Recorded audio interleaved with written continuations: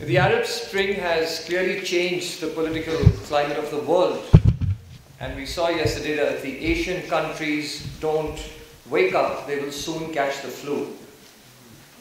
We saw Nepal, and they have several challenges of development, deindustrialization and migration. Mr. Dixit pointed out a very, very interesting fact that they have the second largest hydropower potential in the world, and yet they live with 20-hour power cuts. The constitution making process, he said, is under the shadow of the gun. And the country seems to be held at ransom by one man, the case of the bull being pulled by the nose ring, as he said. Then we looked at Sri Lanka yesterday. Vijita made a very valid point that democracy is as rich as the quality of the leadership. And he said that elections is one part of a democracy, but implementation is more important. And this ties in with what we heard 2 days ago when somebody quoted Nelson Mandela in the same vein when he said that administration of justice is more difficult than bringing down justice. And I think that is the learning for all the new democracies and all our friends who are struggling in Africa and the Middle East, that the working of the democracy is more important than just setting up a democratic institution. Now in Sri Lanka they have a very unique system of commissions, and I think that's actually universal. Commissions over there, as all over the world, he reminded us, make a lot of noise at first and drop everything after that. He said, don't fall in the the hole you fell into last night. Now, Vijita, fortunately, our politicians and parliamentarians in India do not have that problem because they still haven't got out of the hole they were in last night. India, the world's largest democracy, has unfortunately had a dysfunctional parliament over the past few months. And that's again a learning for our friends from all over the world that a democracy can be set up, but running a democracy has its own challenges. But fortunately for Sri Lanka, they have a very active parliament. The parliamentarians have given them 3 constitutions, and in the last constitution there were 18 amendments. So clearly your parliamentarians are working overtime. And if the whole process of constitution making could be outsourced, you'd get a lot of business from Africa and the Middle East right now. Aruna Roy is no ordinary person, and it was really inspiring listening to her, and so happy that we have her with us in this dialogue.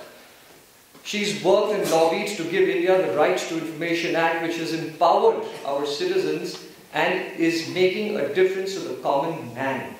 And she is strengthening not the big institutions, but the roots of our democracy, and that is the power of Aruna Roy. She has brought to our awareness that this transformatory bill was sparked off in a village in Rajasthan by people who were not necessarily very educated, but they sparked off a transformation in the world's largest democracy. She has drawn our attention to Iram Sharmila, if you remember, she spoke about her, who has been on a fast in the northeast for several years, but the media has had no time for her. And this brings us back to the discussion we had 3 days ago in one of our afternoon sessions, that what is the real role of media in a democracy. She introduced us to the concept of social audit. Firstly, it cannot be politically correct if it is morally wrong. It cannot be politically correct if it's morally wrong. He said democracy is a great institution, but also open to great abuse. See, the dictate of the conscience compels us to think differently in politics and civil society. And he spoke about the need for moral consistency and coherence. The 5th thing which he said was that there is nothing in the world like illiteracy, because people speak from the heart. And the 6th is my favorite. The complete formula for happiness and success when he said, marry the right wife. But she is made of sterner stuff. When he was in solitary confinement for 6 years, she took care of the family, took care of the political agenda and the office, and was there for him right through. But we also have someone with sterner stuff over here. Our 87-year-old Rohini completely inspired us yesterday when she walked us through the situation in Sri Lanka. And I couldn't help, Rohini, but just standing there and saying that, my God, I wish at the age of 87, I have the inspiration and the dynamism to do something like that. So thank you so much for that yesterday. And Vedant from Kenya now, isn't it amazing that we actually have in our midst a presidential candidate? And Vedant made a very, very important point. He said that if you want to have democracy, you must have the humility to treat the child of the other as your own child. Spoken like a true president, I thought. And we had a great example of absolute honesty from our own country, Meghalaya. The members of the Legislative Assembly went overseas on an official tour, enjoyed themselves in the casino, took photographs, came back and made a calendar. Absolute honesty.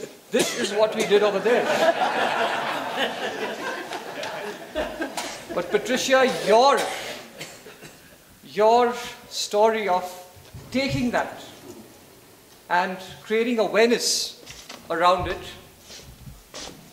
and standing up to even your publisher who was part of the group is completely inspiring. And then standing up to the standing committee of the Legislative Assembly who've called you and going there armed only with truth on your side and with the faith that you have done absolutely nothing wrong is extremely inspiring.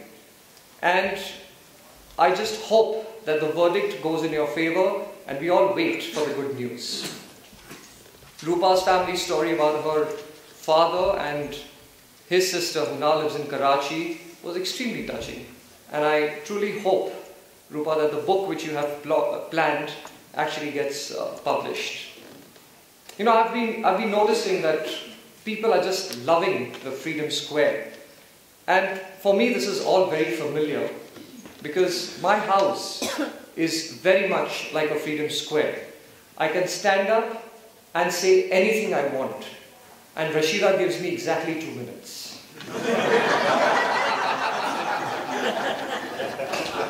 You know, last night the cultural evening was fabulous. The children from Sanjeevani School and the songs and everything. And there was this one moment which was delightful. It was the moment when the Sri Lankans, it was announced that the Sri Lankans are going to present a song to us. And we had the entire contingent from Sri Lanka and Parthaban from India right there in the middle. Now, that's excellent foreign policy to interfere in the internal affairs of our neighbors.